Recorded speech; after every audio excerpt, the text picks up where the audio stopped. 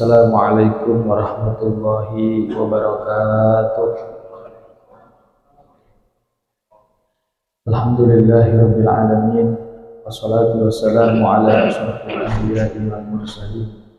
Sayyidina wa habibina wa syafi'ina wa maulana Muhammadin sallallahu alaihi wasallam wa ala alihi wa sahbihi ajma'in. Subhanaka la ilma lana illa ma 'allamtana innaka antal alimul hakim. Wahdina wa wafiq lana ilal haqqi wa ila siratal mustaqim. Subuhun kudusun rabbuna wa rabbul malaikati wa ruh. Hasbunallahu wa ni'mal wakil. Fadqalahu bi ni'matin minallahi wa fadlin lam yamsashu su'. Wattaba'u ridwanallah wallahu zu fadlil 'azim. Allahumma anfa'na bima 'allamtana wa 'allimna ma yanfa'una rabbi zidna ilma. Amin ya rabbal alamin. Hadirin makaramin yang kami muliakan, Bapak-bapak, Ibu-ibu jamaah salat zuhur. Insyaallah kita berdoa kepada Allah Subhanahu wa taala, mudah-mudahan rangkaian ibadah kita, kegiatan kita, kerja-kerja kita semua mendapat pahala dari Allah Subhanahu wa taala. Amin ya rabbal alamin. Bapak Ibu jamaah yang dimuliakan Allah, tidak ada henti-hentinya kita selalu bersyukur kepada Allah, karena sebagaimana tidak pernah berhenti pula Allah memberikan nikmat dan rahmatnya kepada kita semua. Hari ini kalau kita lihat di luar sekitar, ya, di kehidupan kita hari ini dunia ini sedang mengalami masa panas yang sangat luar biasa. Kita dengar kemarin di Indonesia, di Jawa Timur, puluhan kabupaten sudah menyatakan bahwa wilayah mereka krisis kekeringan, krisis kekeringan ekstrim. Ya.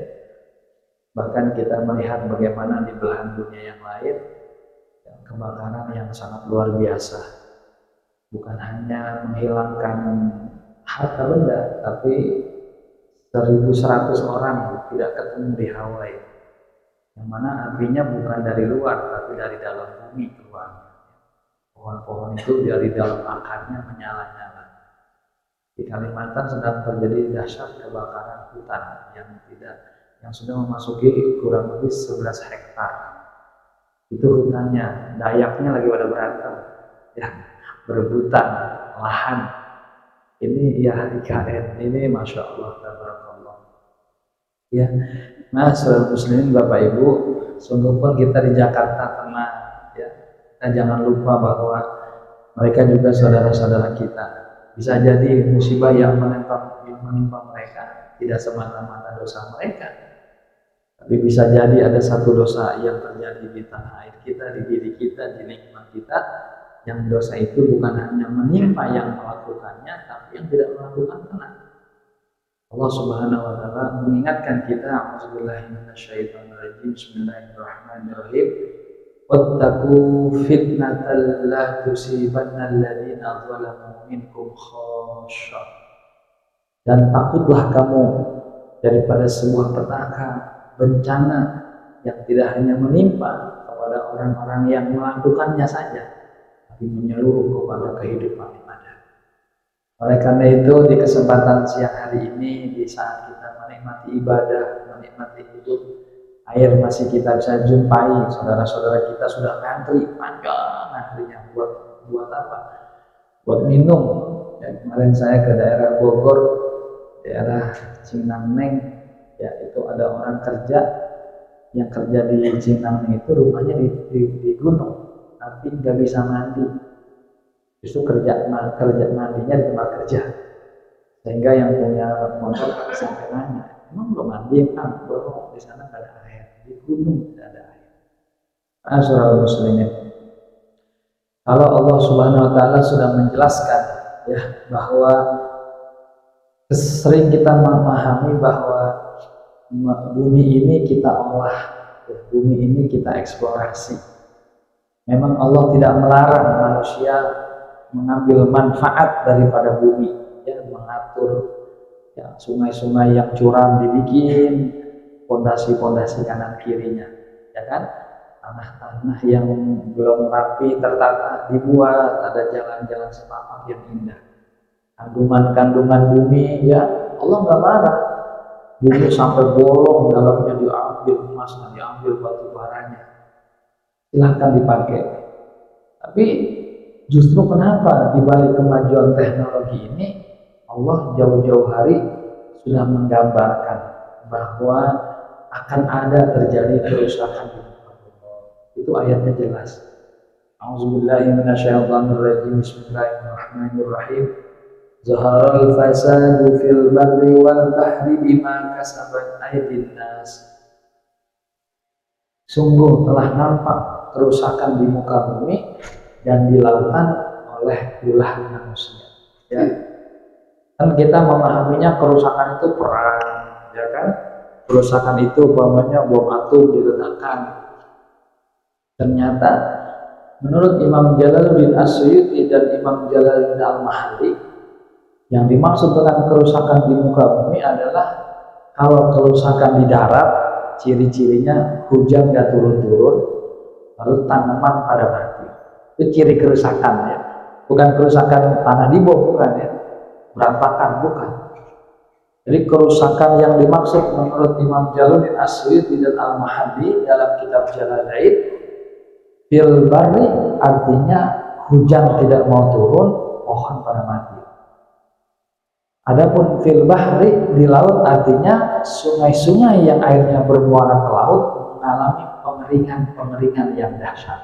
Nah, ini lebih mengerikan dari sekedar manusia melakukan kehancuran seperti ngebom. Ada orang nangkep ikan pakai dinamit, ya kan, pada hancur ke laut, belum seberapa. Tapi ketika kerusakan itu terjadi dengan ciri-ciri panas berkepanjangan, pohon-pohon tidak mau tumbuh, bahkan air-air sungai mengering, ini yang diancam oleh Allah kepada kita. Tapi oleh siapa? Bima kasabat aydin nas. Hal ini terjadi karena ulah manusia. Dan dulu kita menganalisa, oh ini musim kekeringan karena airnya diambil, atau mungkin terjadi kelongsoran karena pohonnya ditumbang-tumbangin. Ternyata enggak selalu itu.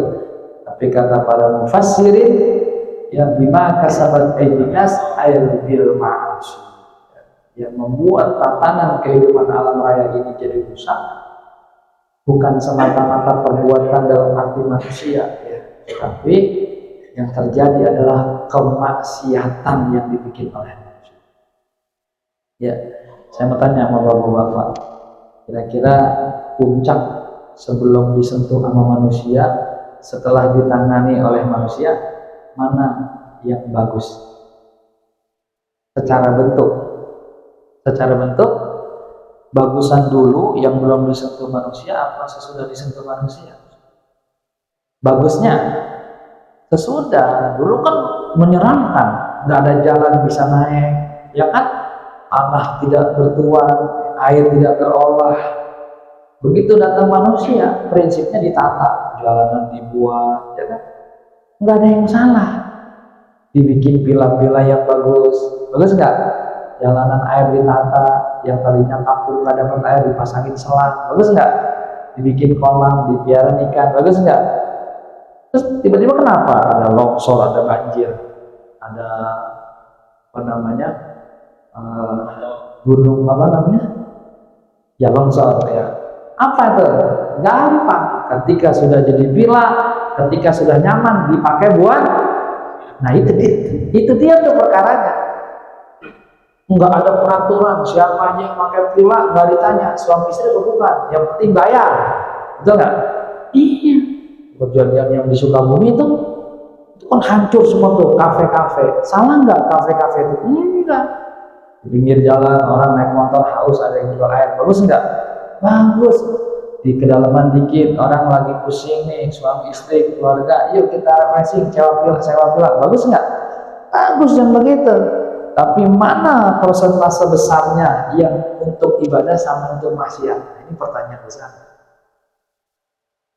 Jadi bukan kemudian gara-gara ada pesawat, gara-gara ada motor, banyak kecelakaan. Enggak. Semua itu ilmu pengetahuan yang Allah berikan kepada manusia sehingga hidup kita menjadi lebih maju, lebih baik. Tapi yang terjadi adalah dengan semakin mudahnya manusia menjalani hidup, justru makin banyak manusia yang jauh dari Allah. Bapak-bapak, ibu-ibu, kalau melihat Quran atau melihat handphone, mana yang lama? Melihat handphone Ustaz, tapi di handphone ada Qurannya. Itu artinya kan, Masya Allah, ya, dulu zaman kita masih pada kecil ya, saat kampung-kampung kita jalanannya masih rusak, kendaraan paling mewah sepeda, gitu ya. Terus ada pengajian, orangnya sedikit, tapi yang sedikit itu ngaji semua. Sehingga kalau ada pengajian sedikit, emang orangnya sedikit. Dari ibu-ibu yang ngaji, itu ibu-ibu pagi-pagi ngerendam, nyuci, betul ya? Masak, nabungin, nyiangin sayur, mungkin ke pasar beli ikan, pokoknya aktivitas yang padat. Segitu sibuknya, mereka masih bisa hadir di pengajian.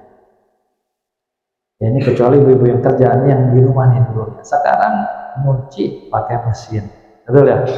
Masak tinggal colok. Apalagi? Ya udah nggak ada yang susah sekarang. Dulu kita masih nimba, pulang kerja nimba, isi air, mandi, lelah, ke pengajian masih datang. Sekarang, insya Allah air sudah tinggal putar seret. Sekarang tinggal tombolnya, mau yang dingin bisa, mau yang panas bisa. Itu luar biasa. Begitu mudahnya kehidupan kita, tapi ada yang hilang dari kebiasaan kita, yaitu bermesra-mesra kepada Allah Subhanahu wa Ta'ala. Dulu musola zaman dulu namanya langgar zaman dulu. Langgar ya, sama kan musola langgar. Itu kan emang tempat kita main, tempat kita istirahat dulu tuh. Kalau kita nih pulang ngaji gitu, kan langsung pulang, bercanda-bercanda di langgar gitu di musola. Sekarang subhanallah, musola masjid bener-bener bagus bangunannya, tapi isinya hanya apa? Hanya untuk waktu sholat. Ini masjid musola hampir lama-lama menjadi museum. Bangunannya bagus, lalu orang datang pun hanya untuk melihat. Sekarang lagi viral wisata apa namanya? Wisata religi, datang ke masjid melihat, udah foto-foto, cetrek, baru. Tapi di hatinya kosong dari masjid. Na'udzubillahi min. Makanya Allah katakan liyuziqahum ba'dal ladzina amilu. Kata Allah, adanya bencana-bencana tadi itu, musibah-musibah tadi itu sengaja liyuziqahum, sengaja dibuat dirasakan oleh manusia, la'allahum yarji'un, agar manusia itu mau kembali kepada Allah Subhanahu wa Ta'ala. Jadi bahasanya begini Pak, ngadepin musibah yang sekarang terjadi, takut boleh, cemas boleh, tapi langkah yang tepat dan benar semuanya kita mengembalikan semua ini kepada Allah Subhanahu wa Ta'ala. Ya Pak, ngeri nih ya, meskipun ramalan, tapi kan ramalan ini basisnya ilmu, bukannya sihir ya. Namanya perakiran cuaca gitu ya, apa BMKG gitu ya, itu kan disiplin ilmu tuh ya. Ya jadi kemarin saya sempat mendengar berita bahwa ketika memasuki abad 20 dunia ini memasuki masa namanya pemanasan global. Namanya apa? Pemanasan global, karena begitu menjamurnya efek rumah kaca. Saya juga belum paham tuh, apa dulu kita pikir rumah kaca karena banyak hotel-hotel dibuka pakai apa? Kaca gitu. Apa begitu? Coba dicek dah. Pokoknya intinya dari efek rumah kaca, maka kemudian atmosfer mengalami apa? Penipisan, ya penipisan, sehingga hitungannya para ilmuwan nanti ketika atmosfer bolong gitu atau sobek, nanti nih batu-batu meteor bisa apa? Bisa tembus. Ya kan itu udah diilustrasikan oleh film mereka ya kan? Apa judulnya tuh? The Day Before Yesterday, gitu. The Day Before Yesterday, hari sebelum besok. Udah nggak ada lagi maksudnya. Contoh itu meteor di laut lalu, oh gitulah kira-kira. Itu ilmu pengetahuan, analisa. Bahas 3 penyebab maksiat manusia yang menyampaikan kerusakan di muka bumi. Pertama, yang paling membuat Allah paling marah dengan maksiat manusia, yang pertama namanya syirik. Apa namanya Pak? Syirik atau musyrik. Kalau bahasa kita tuh Pak, syirik itu mendua. Dan ibu-ibu nih kerja capek, uangnya berdua buat suami ya. Kadang-kadang suami dia pesan antar pulang beliin makanan, dia lupa ya, mungkin marah tapi nggak marah banget. Tapi kalau udah suaminya mendua gimana? Waduh bang, sampai sini aja. Ketika udah ada istilahnya mendua hati, udah dah. Kesalahan teman kita, pasangan kita, apapun kesalahannya masih kita maafin. Tapi kalau udah kesalahannya mendua, ya nggak bisa. Sampai sini aja dah. Begitupun Allah memaafkan semua macam dosa dan kemaksiatan. Tapi kalau udah dosanya musyrik, menduakan Allah, duain aja marah, apalagi nigain gitu ya. Itu Allah udah nggak mau memaafkan. Inna syirka la zulmun azim. Kata Allah, sesungguhnya syirik ini dosa yang sangat besar, dosa yang Allah nggak maafin. Ya, jangan sampai nanti kita nih tanpa sadar kita berdekatan dengan syirik atau musyrik. Ini kalau kita ditanya ente musyrik sama Allah, pasti semua bilang enak aja, saya beriman gitu ya. Tapi syirik ada 2, ada syirik zohir, ada syirik khafi. Ada syirik yang kelihatannya emang syirik, nyembah patung, itu udah kelihatannya udah mau syirik udah. Ada syirik khafi, enggak kelihatan musyrik tapi dia pelaku musyrik. Nah ini yang kita takut dalam ibadah-ibadah. Yang pertama kata Rasulullah, ar-riya'u syirkul asghar. Ria itu adalah musyrik kecil. Tapi biar kecil juga musyrik. Jangan dibilang kecil ini Ustaz. Bukan masalah kecilnya, musyriknya masalahnya. Apa itu ria Bu? Pak, ria itu adalah ketika urusan kita kepada Allah pengen dilihat sama orang. Nah ini kita takut. Nah, sekarang saya mau tanya, apa yang merupakan urusan kita sama Allah? Hah? Sembahyang? Apalagi? Haji? Apalagi? Sedekah? Apalagi? Dan lain-lain. Terus kalau yang bukan urusan kita sama Allah apa coba? Hah? Sama manusia. Berarti ketika kita sama manusia nggak ada Allah gitu. Ini tolong dipahamin. Jangan dipahami Allah itu di ibadah. Inna sholati wa nusuki wa mahyaya wa mamati. Ini urusan semua hidup kita itu buat Allah. Jangan nanti Bapak, wah dia mau ceramah karena ria, dia mau haji karena ria. Saya haji nggak ria, apa gitu. Ini halus nih, ria ini halus nih. Ya. Jadi maksud saya gini, pelajarin tentang musyrik. Jangan ketauhidan kita ini belum sempurna, ngaji tauhidnya belum lengkap. Kalau ibarat sholat mah, bab wudunya udah betul, rukun wudunya, tapi belum tahu yang batalin wudu. Kalau kentut itu batal wudu udah tahu, tapi senggol laki perempuan nggak tahu dia batal wudu. Jadi dia selama ini belum tahu itu batal. Jadi asal habis wudu bercanda sama cewek, sholat itu batal. Dia nggak tahu itu batal, kan sedih itu.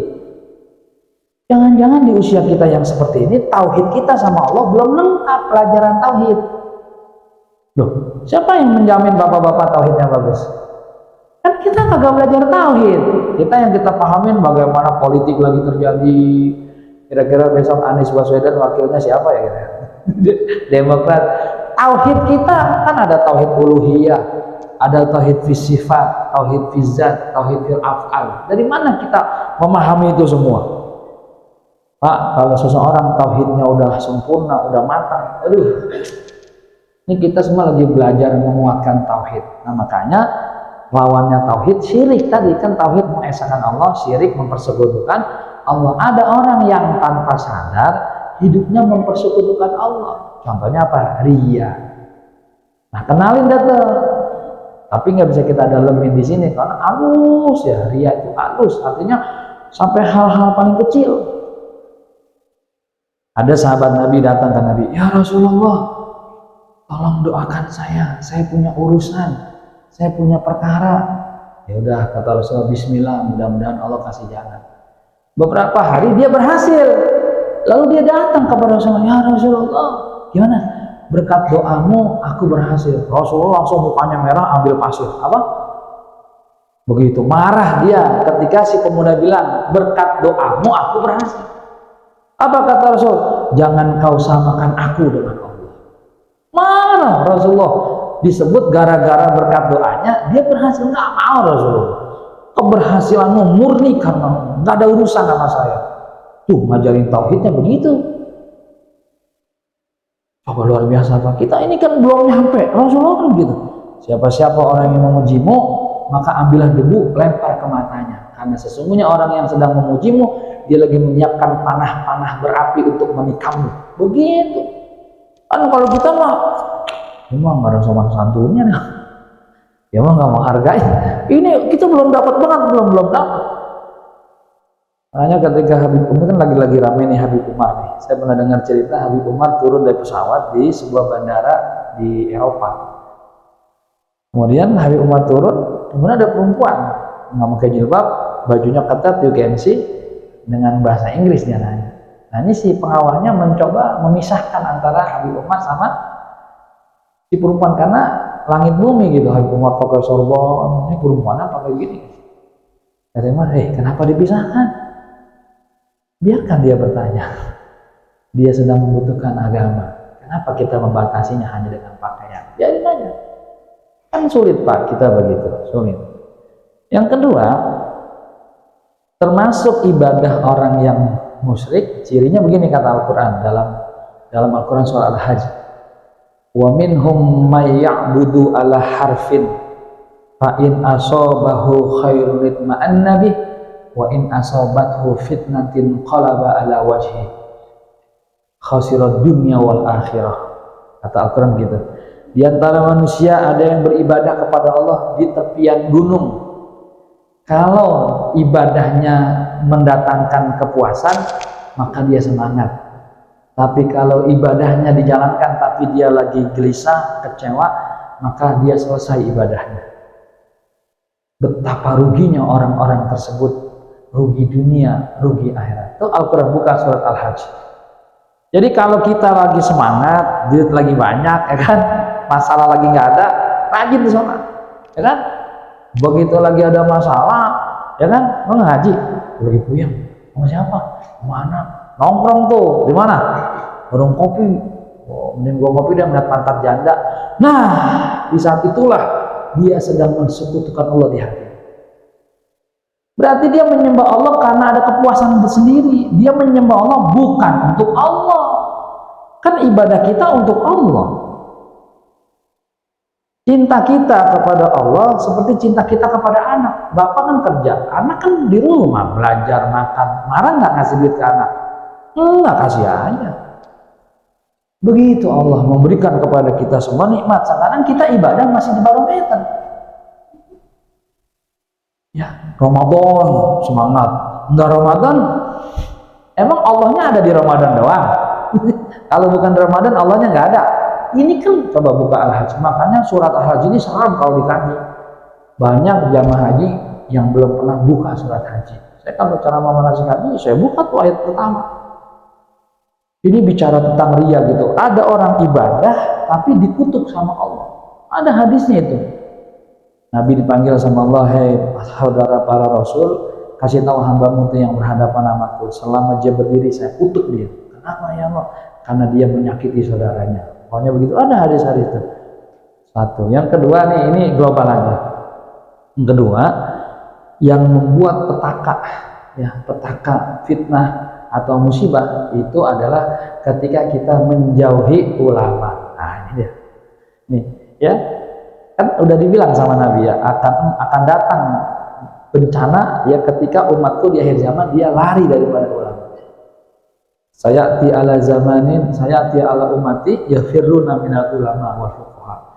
Kata Nabi, nanti akan datang suatu masa umatku menjauhi ulama. Umatku nggak mau dengan ilmu, dengan ulama, dengan fuqaha. Ayatihim salah sabaliyat, akan menimpa mereka 3 bencana yang luar biasa. Salah satunya bencana alam. Bencana alam, kurang berkah, pokoknya kesusahan. Bapak Ibu pastikan dalam seminggu lihat wajah ulama. Ini maaf nih Pak, ini bukan ngedoktrin, ini berbagi ilmu. Ustadz, saya mah jujur aja nggak bisa ngaji karena ngajinya malam Rebo. Saya capek. Saya libur kerja hari Minggu, pengen ngaji malam Senin, tapi di kampung saya nggak ada pengajian. Nah, bapak-bapak yang tidak melihat wajah ulama sepekan, 6 hari, 7 hari, kata Imam Ghazali, siapa orang tidak melihat wajah ulama 3 hari, maka imannya seperti pohon yang tidak disiram. Selamatin iman bapak. Ini ngomong Imam Ghazali, bukan saya nih, saya mentang doang. Imam Ghazali kan ahli sufi, dia paham betul. Kira-kira bapak diajak ngomong sama dokter, kata dokter begini, kalau bapak masih makan ini aja, saya angkat tangan, nanti tensi darah bapak naik, bisa nyerang saraf otak. Kira-kira percaya apa nolak? Yang ngomong dokter, atau percaya nih ngomong, masa yang ngomong kita bilang, ah dokter nakut-nakutin. Kata kita, nakut-nakut ya terserah, kalau mau mah sama Imam Ghazali kita. Nah, makanya nih pesan saya nih, dimanapun bapak-bapak, khususnya nih kalau emang semingguan nggak ngaji, kan bapak-bapak sholat Jumat tuh, sholat Jumat nggak? Ya, tolong salaman sama khotib. Apa? Salaman. Biar kita ibarat kata ada stempelnya. Kalau kata orang mah semingguan kita bersentuh sama ulama. Iya, orang salah. Salaman ini kalau kata orang mah ijab kabul. Makanya kalau ada orang ngaji nih zaman kita sekolah madrasah gitu, kan pulang salaman sama guru ya. Coba nggak salaman, gurunya nyesek nggak? Coba dah besok lulusnya agak berkah ilmunya karena gurunya nggak ijab kabul. Kan salamannya ijab kabul, cium tangan tuh zaman kita sekolah. Bapak jangan anggap remeh tuh salaman. Akad nikah salaman nggak kemarin? Nah, iya, saya terima nikahnya. Salaman itu bagian daripada kesempurnaan. Ya maaf nih, mungkin kan sebagian kita, udah sholat ini keluar aja. Ya si khotib mah nggak ada masalah. Saya udah datang, tugas saya selesai. Bapak-bapak yang punya masalah, kenapa nggak ngambil momen? Kecuali semingguan bapak nih ngaji, salaman sama guru ngajar. Ini penting nih ya. Jangan sampai nanti apa? Iya, kita jadi jauh. Kan ciri orang dekat itu ada cinta di dalam hatinya. Jadi gimana nih Pak Ranin gitu kan. Terakhir yang ketiga, ini kan 3 aja. Sebenarnya ada 7, bahkan ada 10 dalam pandangan ulama hal-hal yang bisa membangkitkan murka Allah. Tapi di sini yang terakhir adalah mengingkari janji-janji. Nih sebentar lagi kita akan masuk masa apa nih? Masa mengumbar janji nih. Maaf nih, bapak-bapak jangan terlalu respon. Bapak-bapak bukan sapi perahan politik. Ya, yang jelas yang sayang sama kita di samping pemerintah ada yang paling cinta, yaitu ulama. Kalau pemerintah apa berbuat baik sama kita juga duit siapa? Duit kita. Enak aja bapak bilang, pemerintah Anies Baswedan bikin JIS, itu duit kita semua. Tapi itu luar biasa, berarti tahun-tahun lalu duit kita pada hilang. Buktinya Anies Baswedan nggak minjem uang negara, uang DKI bisa bikin apa? JIS, bisa bikin Formula E, berarti duit DKI banyak. Nah, kalau orang-orang kayak Anies Baswedan jadi gubernur lagi atau jadi presiden, ini duit-duit negara dikembalikan ke rakyat. Amin. Ini kan hitungannya ini orang Indonesia harusnya nggak ada yang rumahnya ngontrak. Indonesia ini dengan menjadikan kekayaan buminya buat rakyatnya, kelar urusannya. Arab Saudi sekolah dibayar, gaji gede, cuma satu kekayaannya apa? Minyak. Indonesia, pokoknya semuanya bisa dijual. Indonesia semuanya bisa dijual. Rumputnya aja bisa dijual, rumputnya. Ya rumputnya bisa dijual, apalagi isi kandungannya. Saking banyaknya tuh kandungan bumi, emas-emas kita udah pada jalan-jalan di atas buminya. Iya. Nah, makanya besok nih ya jangan menambah dosa. Ustadz, saya kan termasuk yang dijanjiin. Nah, kan janji itu karena ada yang mau dijanjiin, betul? Kan begini, tepuk tangan bisa nggak satu tangan? Nggak bisa, tuh bagaimana bunyi, kan berdua. Nah, ada yang berjanji, ada yang dijanjiin. Terjadilah. Makanya saya berharap bapak-bapak siarkan ke lingkungan keluarga, memasukkan politik, jangan terlalu serius. Yang seriusin kembali kepada agama, kembali kepada Allah. Guru kita, ulama kita, ya, dia berbuat. Bapak lihat majelis-majelis taklim, kiai-kiai, ustaz-ustaz bangun majelis taklim pakai duit apa coba? Duit pribadi, duit jamaah. Tiap minggu bacain wirid buat masyarakat. Pejabat-pejabat kalau habis acara rapat apaan ujungnya? Makan-makan, jalan-jalan, duit siapa? Nah, bayangin coba. Pernah Bapak tersinggung? Enggak kan? Karena kita nggak tahu cara ngambilnya, nggak kelihatan. Bapak beli ini apa, belanja, ada pajaknya, betul? Bapak bayar listrik, ada pajaknya. Tapi kalau uang masjid, musola kelihatan, soalnya kotaknya jalan, kelihatan. Gitu, jadi 2.000. Subhanallah, ini ngeri Pak. Makanya saya bilang kalau punya duit banyak, celemin di majelis taklim, celemin. Kalau negara kita udah bayar, motor kita bayar, waktu lahir kita bayar, bikin akte lahir kita bayar, betul betul. Semuanya kita bayar. Artinya ketaatan kita sama negara udah bagus, gitu, paham ya? Tapi ketaatan kita sama agama ini, yang kadang-kadang kita silang sengketa.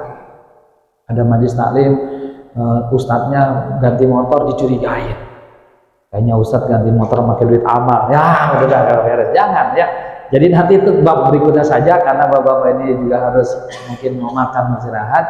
Jadi yuk sama-sama di kesempatan ini kita kembali kepada Allah, kita sambut ini bulannya bulan Safar, sebentar lagi bulan Maulid Nabi, ya kita tingkatkan ukhuwah kita, sambung lagi silaturahmi kepada para guru-guru di lingkungan masing-masing, wajibkan dalam 1 minggu itu kita salaman sama orang soleh, ya wajibkan program menata hati, ya, supaya nanti hati kita ketempel. Kenapa? Karena lewat tempelan tangan itu, kalau kita salaman sama orang berilmu sambil diisi doanya, Allahumma ja'alni minhum, cium tangan, Allahumma ja'alni minhum, ya Allah jadikan aku bagian dari mereka, dari pesolehan. Itu begitu. Jangan kita nggak salaman, ya apalagi dia berdekatan rumahnya sama kita, atau dia datang di kampung kita, nggak salaman ya. Insya Allah mudah-mudahan itu menjadi langkah peningkatan ibadah kita. Kita baca Al-Fatihah buat seluruh kebaikan negeri bangsa kita, buat keluarga besar ABS yang mungkin dalam keadaan kurang sehat, semoga segera diangkat penyakitnya oleh Allah Subhanahu Wa Taala. Buat kita yang punya persoalan, punya urusan, selalu diberikan jalan kemudahan keluar oleh Allah. Al-Fatihah. Auzubillahi minasyaitonirrajim. Bismillahirrahmanirrahim. Alhamdulillahirabbil alamin. Arrahmanirrahim. Maliki yaumiddin. Iyyaka na'budu wa iyyaka nasta'in. Ihdinas mustaqim. Shiratal ladzina an'amta 'alaihim ghairil maghdubi 'alaihim. Amin ya rabbal alamin. Demikian, terima kasih, mohon maaf. Assalamualaikum warahmatullahi wabarakatuh.